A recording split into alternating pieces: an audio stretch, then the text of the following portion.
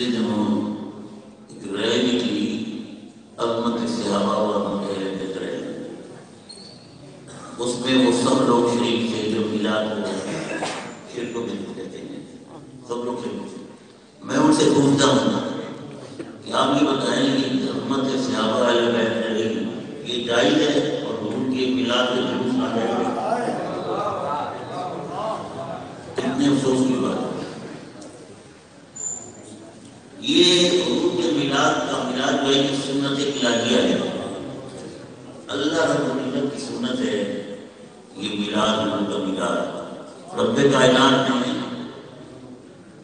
کائنات نے عالم بالا میں، عالم ارواح میں حضور کا میلاد کیا۔ وہی قصد اللہ میثاق النبیین، نبیوں سے اللہ رب العزت عہد لے رہا ہے۔ کس چیز کا عہد؟ کس چیز کا ہے کہ جب وہ عظمت والا رسول تمہارے پاس آئے تو تم اس پر ایمان لانا، اس کو مدد کرنا۔ تو تم اس بات کو مانتے ہو، تسلیم کرتے ہو، تمام انبیاء نے کہا تسلیم کرتے ہیں۔ تو پھر فرمایا رب کائنات نے کہ ایک دوسرے پر گواہ بن جاؤ اور میں بھی گواہوں کی شامل ہوں۔ اندازہ کریں اتنا عظیم پروگرام ہوگا جس میں گواہ رب کائنات ہے۔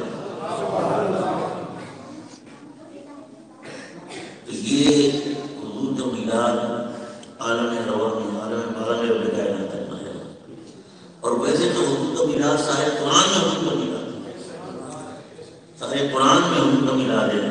میرے دوستو، میں تو یہ سمجھتا ہوں کہ قرآن کی آیت نعت مصطفیٰ ہے، لیکن اس کے لیے اس کے دل میں حضور کی محبت ہو۔ ویسے تو جو میں نے آیت کریمہ پڑھی برکت کے طور پر، یا ایھا النبی انا ارسلناک شاہدا ومبشرا ونذیرا وداعیا الی اللہ باذنہ وسراجا منیرا، یہ تو آیت بتائی تھی نا، کھلا حضور کی نعت ہے، لیکن وہ مقامات جن میں بظاہر حضور کی خدمت اس طرح واضح نہیں ہے، لیکن اگر اہل دل، اہل نظر، اہل محبت پڑھتے ہیں تو اس میں بھی حضور کی خدمت ہے۔ میرے دوستو، حضور علیہ السلام کے نور کو رب کائنات نے اپنے نور سے پیدا فرمایا اور پھر اس نور کو 70,000 حجابات رحمت میں رکھا، اور پھر اس نور کی رب کائنات نے خود تربیت فرمائی۔ اتنا عرصہ تربیت فرمائی، کیسے تربیت فرمائی؟ یہ وہ نور جانے جس کی تربیت ہوئی یا وہ ہم جانے جس کی تربیت ہوئی؟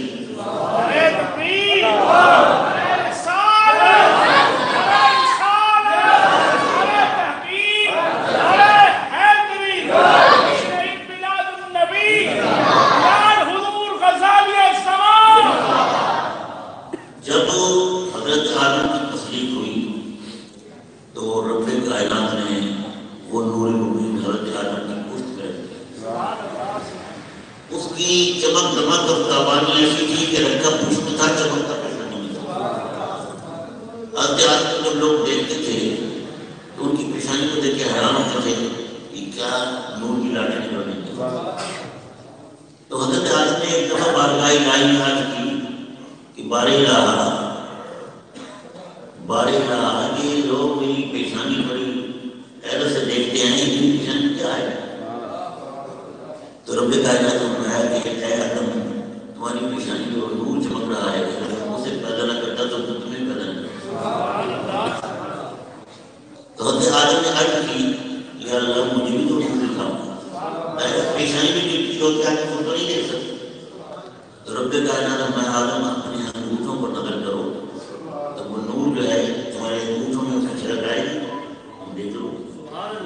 تو آدم نے اپنے انگوٹھوں کی طرف نظر کی تو رب کائنات نے اس نور مبین کی جھلک انگوٹھوں میں لایا اور آدم نے اسے ایسے چن لیا۔ یہ جو ہم انگوٹھ کے انگوٹھے چنتے ہیں ان کے نام پر، جیسے پھر وہ نور مبین حضرت آدم کو پشت پہ رکھا گیا، رکھا پشت میں تھا، چمکتا پیشانی تھا، اور پھر حضرت آدم نے کی اہلیہ ہماری سب کی ماں حضرت حوا، انہوں نے 20 پالیوں میں جوڑے جوڑے بچے پیدا کیے، 20 پالیوں میں 40 بچے ہو گئے، اور آخر میں ایک بچہ اکیلا پیدا کیا حضرت شیش، اور اس شیش کی پیٹھ میں وہ نور بھی رکھ دیا گیا، اور پھر وہ نور مبین پاک پیٹھوں سے پاک رحموں میں منتقل ہوتا گیا۔ آج بعض لوگ کے والدین پرتان کرتی ہیں میرے دوست، اور بڑی ناگوار تکلیف دہ گفتگو کرتے ہیں میرے دوست۔ کسی بھی ماں باپ کو کچھ کہے تو آپ بتائیں اس کی کو برداشت کر سکتا ہے؟ تو سید احمد کے والدین کو اگر کوئی کچھ کہے گا تو وہ لوگوں کی قدر تھی، تو وہ نور مبین نے فرمایا کہ میں میرا نور شروع سے لے کر آخر تک پاک پیٹھوں سے پاک رہنے جو فحاشی اور یعنی بدکاری اور جہالت کی ناپسندیدہ چیزیں تھیں، آپ نے فرمایا کہ میں اس سے بالکل محفوظ رہا، میرے آبا و اجداد سے بالکل محفوظ ہے۔ تو میرے دوستوں اگر عید ہے، اور یہ بھی ذہن میں رہے کہ حضور صلی اللہ علیہ وسلم اس ہستی کے بیچ میں آئے اور اس کے رہنے میں آئے، میرے دوستوں وہ کافر و مشرک نہیں تھے۔ زمانہ فطرت ایک چیز ہے، فطرت ہے وہ زمانہ کہ اس میں انبیاء یا نبی جو اس وقت کا نبی ہو، اس کی تعلیمات اس کی وفات کے بعد ختم ہو گئی، اور لوگوں کو اس کی تعلیمات ان کے ذہن سے غائب ہو گئی۔ اب وہ کسی شریعت پر عمل نہیں کرتے، ان کو تعلیمات ہیں، لیکن وہ پرستش نہیں کرتے، وہ پوجا نہیں کرتے، وہ کسی غیر کی عبادت نہیں کرتے، اور وہ ان کے ذہن میں یہ ہے کہ ایک الہ واحد ہے، اسی کے آگے ہم نے سب جھکانا ہے۔ یہ احساس ہے، یہ مومن ہونے کی دلیل ہے، یہ مومن ہونے کی دلیل ہے۔ میرے دوستو، تو حضرت آدم کے بعد حضرت شیش، اور حضرت شیش کے بعد مسلسل اسلاف طیبہ اور ارحام طاہرہ اور پھر رب کائنات نے حضرت ابراہیم کو چن لیا، وہ جد الانبیاء ہیں۔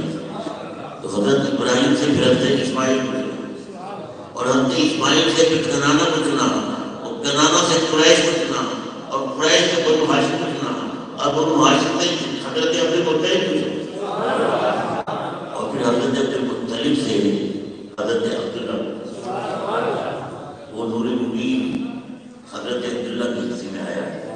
حضرت عبداللہ اتنے حسینہ جمیل کہ عرب کی عورتوں نے اتنا حسینہ جمیل کوئی نوجوان دیکھا نہیں، ہر کوئی بچی کوئی لڑکی خواہش کرتی تھی کہ عبداللہ سے میری شادی ہو، دل و جان سے فریب کرتا، لیکن حضرت عبد المطلب کا پروگرام اور تھا، وہ لے گئے اور پھر حضرت آمنہ سے نکال رہا۔ اب نور مبین حضرت آمنہ طیبہ طاہرہ کی شکل میں، تو حضرت عباس کی روایت ہے، حضرت عباس کہتے ہیں کہ حضرت آمنہ سے حضرت عبداللہ کی شادی کے بعد 200 کوئی کوششیں حسینہ جمیل لڑکیاں انہوں نے شادی سے انکار کر دیا، 200 حسینہ جمیل لڑکیاں جن کی شادی کے لیے سینکڑوں لوگ نوجوان تھے تیار تھے، لیکن وہ تو عبداللہ سے ہوتے۔ ہاں مجھے اب اپنی ان تنہائیوں سے پیار ہے، ہاں مجھے اب اپنی ان تنہائیوں سے پیار ہے، یہ جو میرے ساتھ ہیں تیرے چلے جانے کے بعد، ہاں مجھے اب اپنی ان تنہائیوں سے پیار ہے، یہ جو میرے ساتھ ہیں تیرے چلے جانے کے بعد۔ یہ جو عبداللہ نہیں تو کوئی اتنے حسینہ جمیل شخص تھے حضرت عبداللہ۔ تو میرے دوستو، نور مبین حضرت آمنہ کی شکل میں 10 میں 9 مہینے جلوہ رہا، اور حضرت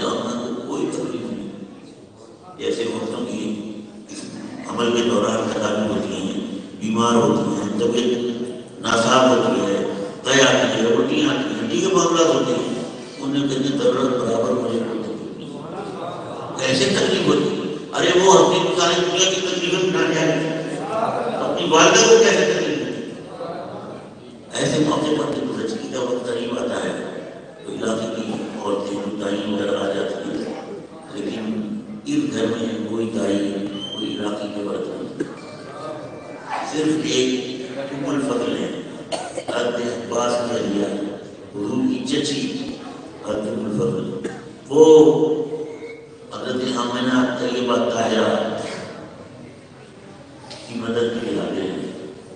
جب زچگی کا وقت ہوتا ہے تو وہ آگے بڑھتی ہیں یہ بچے کو سنبھال، تو حضرت آمنہ فرماتی ہیں کہ خرج منی نور، مجھ سے تو نور ہی خالی ہوا، کوئی ہلاکت، کوئی خون، کوئی گندگی قطر نہیں نکلی، فقط نور ہی نکلا۔ تو حضرت ام الفضل آگے بڑھی بچے کو لینے کے لیے، تو کیا دیکھتی ہے کہ بچہ جنت سے نہلایا ہوا، کپڑے پہنائے ہوا، جلوہ ہوا، اور حضور مختون پیدا ہوئے، حضور کی خطرہ ہوئی تھی، اور حضور صلی اللہ علیہ وسلم نالے مبارک کٹا ہوا تھا۔ میرے دوست سیدنا فرمایا میری شرمگاہ کسی نے نہیں کی، یہ شان تھی۔ لوگ کہتے ہیں حضور ہم جیسے ہیں، میں کہتا ہوں ایسی ولادت دنیا میں کسی نے کہا۔ جب ولادت ہوئی تو حضرت عبد المطلب طواف کرنے سے بیت اللہ چلے، اچانک انہوں نے دیکھا کہ بیت اللہ کی محرابیں جو ہیں وہ میرے بڑے حیران ہو گئے۔ وہ آئے تو ام الفضل مبارکباد دینے کے آئے، ام الفضل کہ مبارک ہو آسمان کے رب نے وہ ذات دیا ہے۔ تو آپ نے فرمایا مجھے جو مصیبت پتہ چل گیا تھا بیت اللہ کی محرابیں میں گئے تھے۔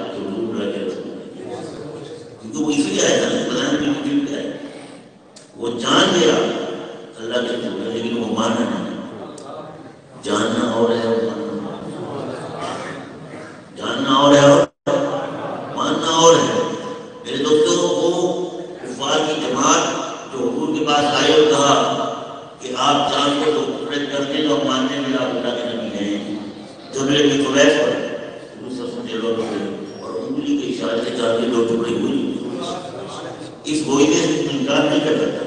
دیکھو دیوار کی نئی سب جو چاند کے ذکر یہ سب کو قمر جو ہے قرآن کے بارے. تو میرے دوستوں وہ جماعت کفار کی انہوں نے یہ کیوں کہا تھا کہ چاند کے دو ٹکڑے کر دیں؟ اس لیے وہ یہ سمجھتے تھے کہ حضور جو ہے وہ جادوگر ہے اور یہ جادو کے ذریعے سب کام کرتے ہیں. آسمانی چیزوں پر جادو کا اثر ہوتا نہیں ہے. تو انہوں نے کہا کہ اب چاند کے دو ٹکڑے کر نہیں سکیں گے تو جادوگر. تو حضور صلی اللہ علیہ وسلم نے اپنی انگلی کی اشارے سے چاند کے دو ٹکڑے کیے. ان سب نے اپنی جاگتی آنکھوں سے دیکھا، جاگتی آنکھوں سے، لیکن مانے جان گئے اللہ کے رسول لیکن ماننا اور ہے اور جاننا اور ہے. میرے دوستو میرے کہنے کا مطلب یہ تھا کہ یہ تو وہ چیزیں ہیں جو حضور کے تصرف اور اختیار پر دلالت کرتی ہیں. آپ ذرا غور کریں کہ حضور نے یہ کیوں فرمایا ابو جہل سے کہ میں بتاؤں کہ تیری اونچی میں کیا ہے تو تیری اونچی بتایا کہ اس میں کیا چیزیں میں ہوں. بات یہ ہے کہ اگر حضور مارے تھے ابو جہل تیری اونچی میں کنکریاں ہیں تو وہ یہ کہہ سکتا تھا کہ یہ بات ہے کہ میں نے بھی کنکری چل رہا تھا نا آپ نے چھوٹے دیکھ لیا. تو حضور نے اس بات کی بھی تعلیم سے نہیں دیکھا. آپ نے یہ بتایا کہ مجھے کیا میں تیری اونچی میں جو چیزیں وہ بتایا میں ہوں. دوسری بات یہ کہ یہ حضور کی تصرف اور حضور کی اختیار پر ہی دلالت کرتا ہے کہ کنکریاں مٹھی میں ابو جہل کی کرنا حکم پڑ رہا ہے.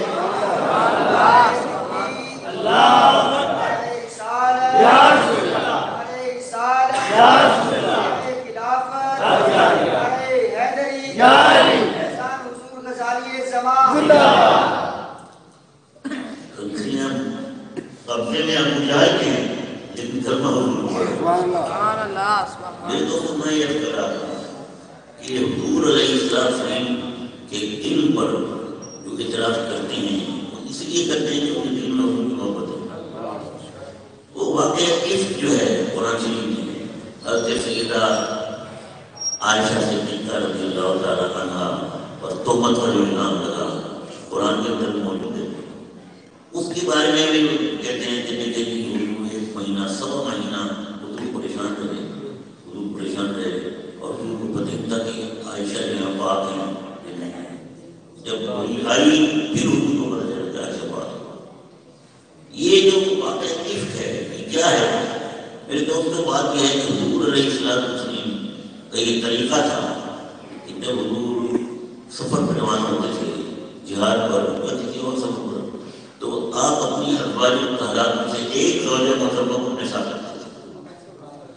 لیکن حضور تو رحمت اللہ علیہ نے تو حضور خود انتخاب نہیں فرماتے تھے. خود انتخاب فرمایا کہ دوسری ازواج کو ان کی دل سے نہیں ہوگی تو حضور نے اس کو لے لیا اور ہمیں چھوڑ دیا. حضور قرآن داری فرماتے تھے. قرآن داری فرماتے تھے جس کا نام قرآن میں نکل گیا وہ کا جو مطلب ساتھ گیا. تو غزوہ بنو مصطلق کے موقع پر حضور جب تشریف لے جاتے غزوہ بنو مصطلق تو قریش فال حضرت عائشہ نے حضرت عائشہ کے ساتھ ہوئی. حضرت عائشہ بڑی نرم نازک بڑی پتلی پتلی ہلکی پھلکی خاتون کی عمر بھی بہت کم تھی. پردے کی آیات وقت آ چکی تھی. پہلے تو اللہ تعالیٰ پردہ نہیں کرتے تھے سب سیاح وغیرہ کرتے تھے لیکن اب پردے کی آیتیں آ چکی تھی تو تمام ازواج شروع پردہ کرتے تھے. تو اب وہ حضرت عائشہ جو روانہ ہوئی میری بات سمجھ آ رہی مجھے شعر پڑھنے نہیں آتے آواز کو جا کے جگانے نہیں آتا میں تو ٹوٹے پھوٹے لوگ نہیں پاتے. سبحان اللہ. تو حضرت عائشہ عہدے میں انہیں بٹھایا اور پھر منہ پر عہدے رکھ دیا سفر جاری ہو گیا. یہ غزوہ بنو مصطلق جو ہے یہ ایسا عجیب شان غزوہ تھا کہ اس علاقے کا ایک سردار تھا یہ بادشاہ حارث تھا. حارث وہ بڑے پیسے والا تھا. غزوہ ہوا لیکن حارث نے محسوس کیا کہ اگر ہم نے زیادہ لڑائی کو طول کھینچا تو ہمارا بڑا نقصان ہو جائے. تو اس نے ہتھیار ڈالے تو کوئی 200 کے قریب جو اونٹ ملے مسلمانوں کو اور کئی ہزار بکریاں ملی مال غنیمت کے پر اور بہت سی چیزیں غزوہ مسلم جو تھا اس نے مسلمانوں کو مارا مار کر، لیکن یہ وقت وہ ہے کہ ابھی منافق اور مسلمان کھلے ملے ہیں. ابھی تک حضور نے منافقین کو الگ نہیں کیا. وہ جب الگ کیا وہ آپ جانتے ہیں فتویٰ اور زندگی میں سرکار تشریف فرما ہے اور ساری مسجد بھری ہوئی ہے، تو آپ نے اخرج یا فلاں فإنک منافق، اخرج یا فلاں فإنک منافق، اخرج یا فلاں فإنک منافق. انہوں نے ایک ایک منافق کا نام لے کر بلایا تو نکل جا تو بلا 36 منافق یکدم نے نکال دیا. حضرت عمر فاروق میں دیر ہو گئی تھی جمعے کی نماز کے لیے، تو وہ جب 36 منافق 36 لوگ اگر کسی مسجد سے نکلے ہیں تو یہ آدمی آنے والا سمجھے گا کہ نماز ہو. تو عمر بڑے پریشان ہوئے کہ میں نے نماز میں رکھے لوگوں سے مسجد میں بھی آئے میری جماعت نہیں ہوئی تو منافق ہو نہیں جائے. اب مسلمانوں کی مومنوں کی جماعت. تو میرے دوستوں کسی ایک منافق نے بھی یہ نہیں کہا کہ میرے آنے دل کا منافق تھا. میں آپ کے ساتھ کلمہ پڑھتا ہوں، میں نمازیں پڑھتا ہوں، میں آپ کا نام لیتا ہوں، آپ کی صحبت میں بیٹھتا ہوں، میں منافق کیسے ہوں گا؟ کسی نے نہیں کہا. ارے وہ بھی جانتے تھے کہ جب تک ہمارا پردہ رکھ لیا ہے، اور اب اگر ہم نے جا کر بحث کی تو سارا کا کیا ہو جائے. تو میرے دوستو یہ وہ موقع تھا کہ منافق اور مومن اکٹھے تھے. اب جو منافق تھے وہ تو جل بھر گئے، وہ جل بھر گئے کہ اتنی زبردست پتہ نہیں کہ 200 اونٹ 1000 بکریاں اور بہت سی چیزیں. تو وہ جل رہے تھے ساتھ میں کہ مسلمان تو بڑے مسافروں کے والے ہو. اب وہ سوچ رہے تھے کہ کوئی ایسا حربہ استعمال کریں کہ مسلمانوں کو تکلیف ہو. عبداللہ بن ابی بن سلول جو رئیس المنافقین تھا، جو تمام منافقوں کا سردار تھا، اور وہ ہر وقت کوشش کرتا تھا کہ کوئی تکلیف کو مسئلہ. ہوا یہ کہ اس قبضے سے واپس تشریف لا رہے تھے تو بڑے شادکام صحابہ تھے. رات کو سفر کے بعد ایک جگہ پڑاؤ ڈالا. مدینہ قریب تھا لیکن اتنا قریب نہیں تھا تو رات کا سفر آرام ضروری تھا. تو پڑاؤ ڈالا اور پھر حضور نے ابھی سورج نکلنے سے کافی پہلے حضور نے کوچ کر اعلان کر دیا چلیں گے. حضرت عائشہ صدیقہ رضی اللہ تعالیٰ عنہ کو پیشاب کی حالت تھی، وہ چلی گئی ادھر. وہاں انہوں نے حفاظت کی اور پھر جب اٹھی تو ان کا ہاتھ بہت گر گئے. یہ اس ہاتھ کو تلاش کرتی نہیں، ادھر قافلے نے پوچھ کر یہ قافلہ چھوڑا. اب یہ کو ہاتھ میں لیا، ہاتھ میں لے آئی دیکھا تو میدان صاف ہو رہا. لیکن تھی بڑی سمجھدار، میں سوچا کہ میری تلاش کرو گی. میں اسی جگہ پہنچ جاؤں جہاں میرا ٹھہرا تھا، جہاں میں روکی تھی، وہیں پہنچ جاؤں تاکہ ان کو تلاش میں آسانی ہو. اور وہ اتنی ہلکی، میں نے پہلے کہا اتنی ہلکی چکی تھی کہ حوضر اٹھانے والوں کو یہ احساس نہیں ہوا کہ اس میں آشیاں ہی ہلکی. چنانچہ قابل روانہ ہوا. حضور کے خیال میں حضرت صفوان بن معطل، حضرت صفوان بن معطل جو ہیں ان کی ڈیوٹی تھی حضور کی طرف سے کہ جب ہم قافلہ چلا جائے تو تم نے پیچھے رہنا ہے اور سارے میدان کا جائزہ لینا ہے، جس کی وہ چیز بھول ہو گئی رہ گئی وہ چیز تو اس کی جمع کر کے اس کو پہنچا دیا. یہ وہ ڈیوٹی تھی. چنانچہ وہ سارے میدان میں گھوم رہے تھے، دیکھ رہے تھے کہ کوئی چیز ملی، وہ چیزیں اٹھائی انہوں نے. اور جب وہ آئے حضرت عائشہ کی جگہ پر جہاں ٹھہری تھی، حضرت عائشہ ان کی دار میں نہیں اور کم سے تھی نا، وہ سو گئی تو ان کی چہرے سے چادر ہٹ گئی. تو حضرت صفوان معطل آئے تو انہوں نے دیکھا، تو جانتے تھے انہوں نے حضرت عائشہ پہلے دیکھا تھا، تو ان کے منہ سے نکلا ظاہر افسوس کے موقع پر، تکلیف کے موقع پر، غم کے موقع پر. تو اس آواز سے حضرت عائشہ جا پڑی. وہ اٹھی جلدی سے چہرہ نام لیا. حضرت صفوان بن معطل اونٹ لائے، اپنا اونٹ کو چڑھائے لائے اور اس کو بچھایا. حضرت عائشہ صدیقہ رضی اللہ تعالیٰ عنہ کو جلوہ کر دی اور انہیں مبارک دے. یہ واقعہ ایسا ہے. اب جناب وہ روانہ ہو گئے. ادھر کچھ دیر کے بعد معاملہ چلا کہ کچھ دیر بعد وہ چل گئی حضرت عائشہ نے. تو ان منافق میں میرے دوستو شور مچا دیا کہ حضرت عائشہ معذرہ صفوان بن معطل کے ساتھ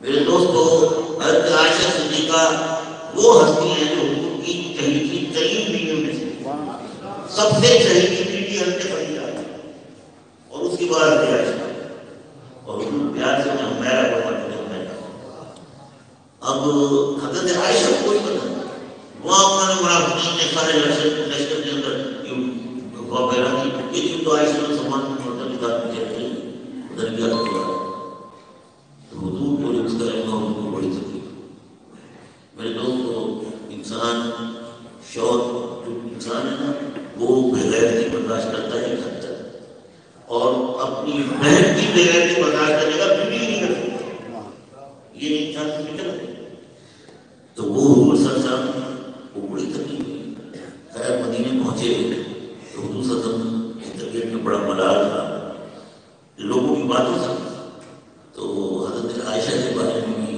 حضور کا رویہ کچھ کھچا ہوا تھا وہ بیمار ہو گیا حضرت عائشہ اتفاق سے بیمار ہوئی تو حضور صلی اللہ علیہ وسلم پہلے تو بڑی عورت کرتے تھے بڑا اتفاق پاتے تھے لیکن اب وہ تشریف لاتے ہیں تو تھوڑا ہاتھ میں چلے جاتے عائشہ تھوڑا عجیب لگا یہ کیا معاملہ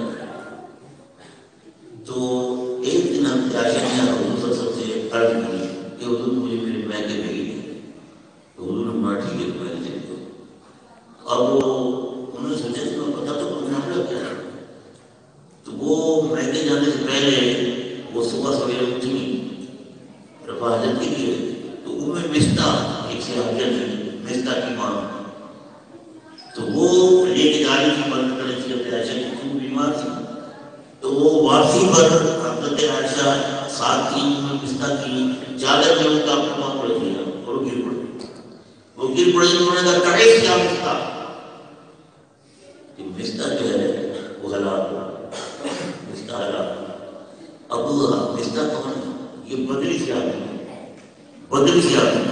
اور آپ نے اپنے بدری صحابی جو ہے اس کے بارے میں رب کائنات کو حکم ہے اے من معاشر جو چاہے کرو جنت مانگو یہ بدری صحابی نہیں جانے تو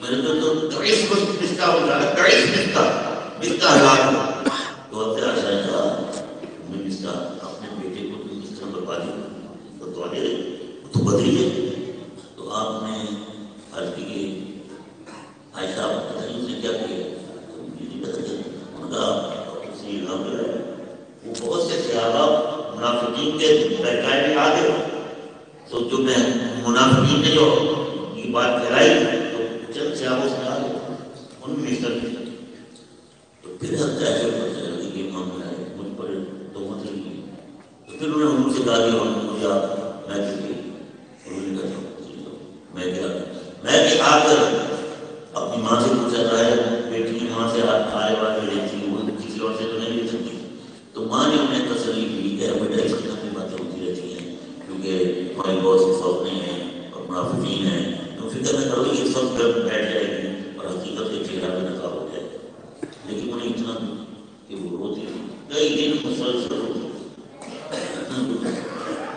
حضور صلی اللہ علیہ وسلم تشریف لاتے کیسی تکلیف ہے بس میں پوچھ کر ایک دن حضور صلی اللہ علیہ وسلم تشریف لائے حضرت عائشہ نے فرماتی ہیں کہ مجھے یہ تو یقین تھا کہ میرا رب میری بے گناہی اور میری عفت معافی کھلا رکھے گا اس کا اظہار فرمائے گا لیکن مجھے یہ خیال نہیں تھا کہ وہ قرآن میں کوئی آیتیں میرے بارے میں ہیں مجھے یہ تھا کہ حضور کو خواب دکھا کے جائے گا کہ وہ الہام ہو جائے گا کہ حضور کو پتہ چل جائے گا حضور صلی اللہ علیہ وسلم نے فرمایا انما بعثت معلما میں معلم بنا کے بھیجا گیا انما بعثت لاتمم مکارم الاخلاق میں مکارم اخلاق کی تکمیل کے لیے بھیجا گیا تو حضور صلی اللہ علیہ وسلم کی امت کے لیے معلم ہے تو اس موقع پر حضور نے وہ طریقہ اختیار کیا کہ امت کو سبق دینا کیا مطلب کہ اے میرے غلاموں اگر تم کسی ایسے معاملے میں پڑ جاؤ اس مشکل میں پڑ جاؤ تو تم وہ کرو جو میں نے کیا. حضور صلی اللہ علیہ وسلم سے آگے نعمت کیا اور نمایا واللہ ما علمت علی علی الا خیرا واللہ ما علمت علی اہل الا خیرا. میرے صحابہ میں اپنے اہل کے بارے میں سوائے خیر کے کچھ نہیں جانتا.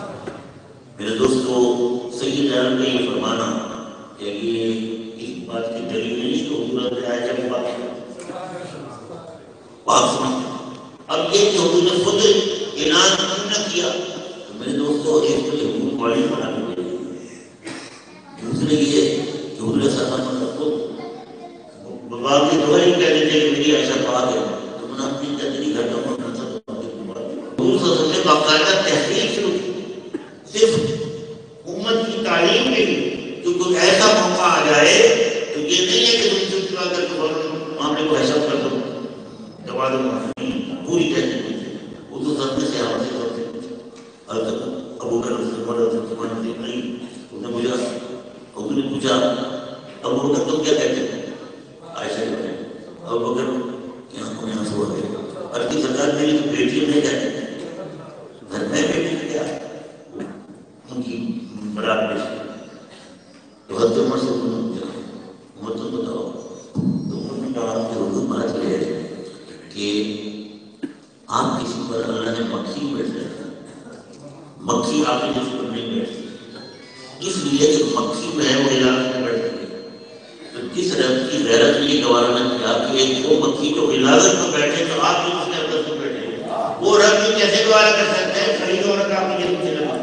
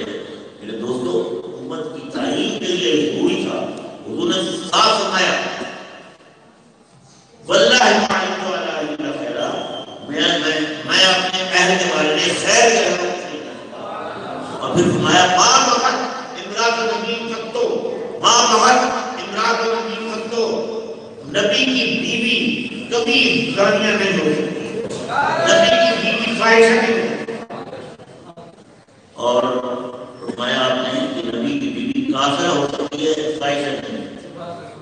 تو ان حضور کے خدا کی روشنی میں یہ کیسے تو کہہ سکتا ہے کہ حضور کو علم تھا، لیکن حضور چاہتے تھے کہ معاملہ جو ہے بالکل صاف ہو جائے. اور پھر یہ کہ میں تو دل کی بات یہ کہوں کہ بات یہ ہے کہ حضور اگر خود فرماتے کہ میری عائشہ پاک ہے تو ہے صحابہ مانتے، منافقین نہ مانتے. لیکن بات یہ ہے کہ حضور جو کچھ فرماتے وہ حدیث ہوتا.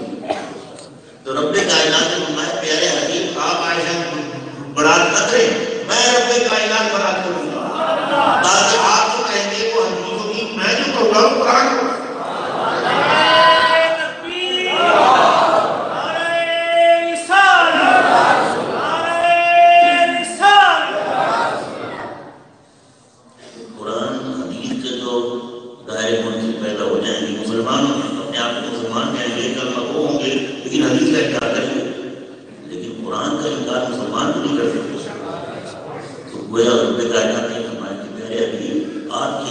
میری غیرت ہے، میں قرآن میں عائشہ کے لیے آیتیں نازل کروں. 10 آیتیں اس سورۃ نور میں عائشہ پر ہیں.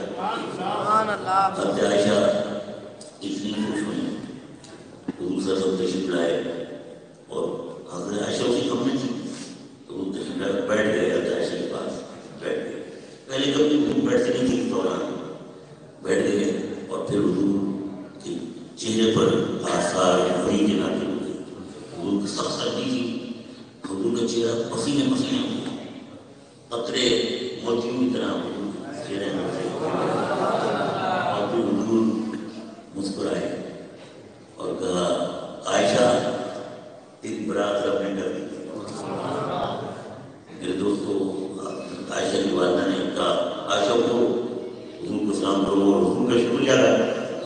عائشہ تو غم میں تھی، میں حضور کا شکریہ ادا نہیں کرتی، میں تو اس رب کا شکریہ ادا کرتی جس نے مجھے میرے دوستو یہ واقعہ ایسا ہے کہ لوگ کہتے ہیں کہ حضور کو پتہ نہیں تھا. میرے دوستو حضور کو پتہ تھا، لیکن حکمت کی بات تھی اور وہ اپنے غلاموں کو تعلیم دینا چاہتے تھے کہ اگر کوئی ایسا معاملہ آ جائے تو خود کہتے یہ بغیر فیصلہ صادر نہ کر دینا تاکہ سب سیاہ و سفید بالکل کر سامنے آئے. حضرت عائشہ صدیقہ رضی اللہ تعالیٰ کی بات دامنی ایسی صاف ہوئی اور ایسی کھل کر سامنے آئی کہ کوئی کسی فرقے کا ہو اپنے آپ کو مسلمان کہتا ہو، حضرت عائشہ کے گھر بھی نہیں کرتے. میرے دوستو یہ باتیں اس کی سمجھ میں آئیں گی جس دل میں حضور کی محبت اور حضور کی محبت یہ سچی ہے، حضور کی محبت یہ سچی ہے. اور دعا کرنے والا حضور کی سچی محبت ہے. یہ دنیا میں رکھے تو حضور کی محبت ہے اور قبر میں جائیں تو حضور کی محبت کا چراغ لے تاکہ ہماری قبر چراغ نہیں. آمین. واہ